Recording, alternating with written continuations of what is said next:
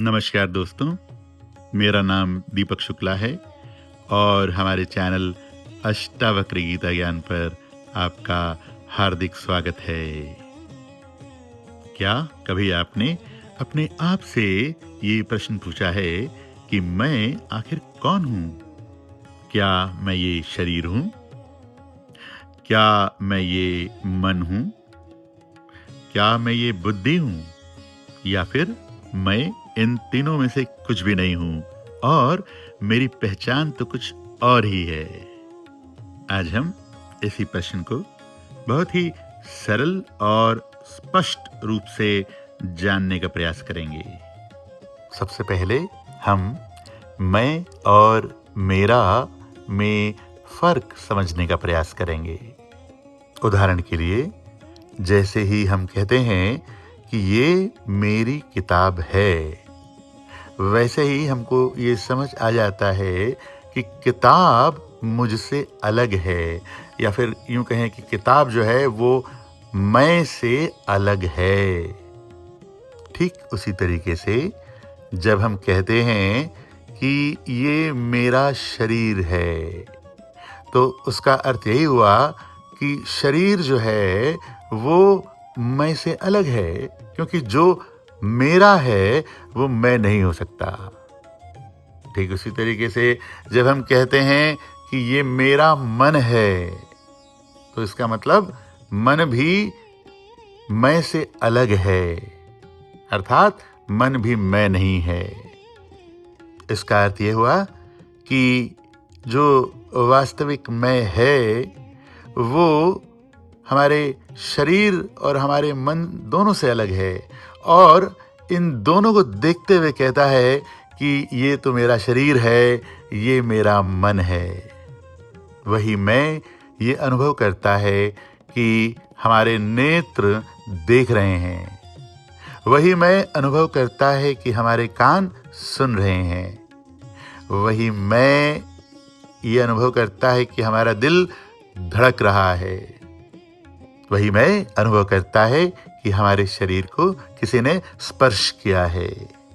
मुनि अष्टावक्र कहते हैं, यथा प्रकाश याम्यी को देहमेनम, अर्थात इस शरीर को देखने वाला, जानने वाला, महसूस करने वाला, अनुभव करने वाला कोई और है, और वही हमारी वास्तविक पहचान है, वही हमारा वास्तविक मैं है। और वो मैं कोई और नहीं बल्कि हमारी चेतना है, जिसे हम आत्मा भी कहते हैं। मुनि अष्टावक्र आगे कहते हैं, तथा जगत अतो मम जगत सर्वम, अर्थात जिस चेतना से हम अपने शरीर का अनुभव करते हैं, अपने शरीर को देखते हैं, अपने शरीर को जानते हैं, उसी चेतना से हम सारे जगत को देखते हैं, सारे जगत को जानते हैं और सारे जगत का अनुभव करते हैं। यह पूरा संसार हमारी चेतना में ही दिखाई देता है। श्लोक के अंत में मुनि अष्टावक्र कहते हैं, अथवा न च किंचन, एक तरफ सारा संसार है, सारा जगत है, एक तरफ हमारी चेतना है जो पूरे संसार को, पूरे जगत को देख रही है।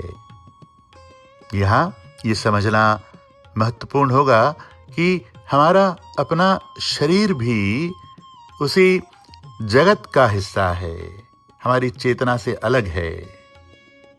यदि हम अपने आप को संसार में टिका कर रखते हैं तो हम परेशान रहते हैं, दुखी रहते हैं, उलझे रहते हैं।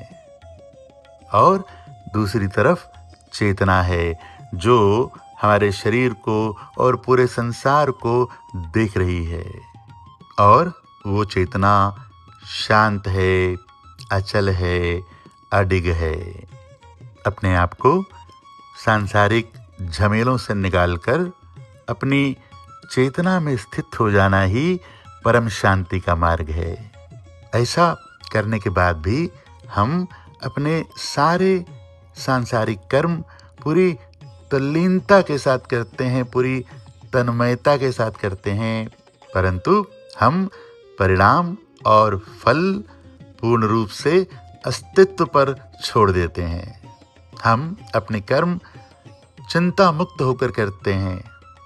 उसके बाद कर्म कोई बंधन नहीं रह जाता, बल्कि एक खेल और मस्ती बन जाता है। सारांश ये है, यदि हम अपनी पहचान अपनी चेतना से बना लेंगे तो हम सारे सांसारिक बंधनों से मुक्त हो जाएंगे और हमारे सांसारिक कर्म वैसे के वैसे चलते रहेंगे, बिना किसी रुकावट के, बिना किसी बाधा के। जब हम पूरी तरह देखने वाले में टिक जाते हैं तो केवल और केवल एक शांति रहती है, एक गहरा मौन रहता है। इसका अर्थ ये नहीं कि जीवन को छोड़ देना है, इसका अर्थ है कि जीवन को बिना पकड़े जीना है। जब हम केवल देखते हैं तब हमारे भीतर कोई बोझ नहीं रहता, चिंता हल्की हो जाती है, मन शांत होने लगता है। यही देखना ही असली ज्ञान है, यही शांति है और यही असली मुक्ति है।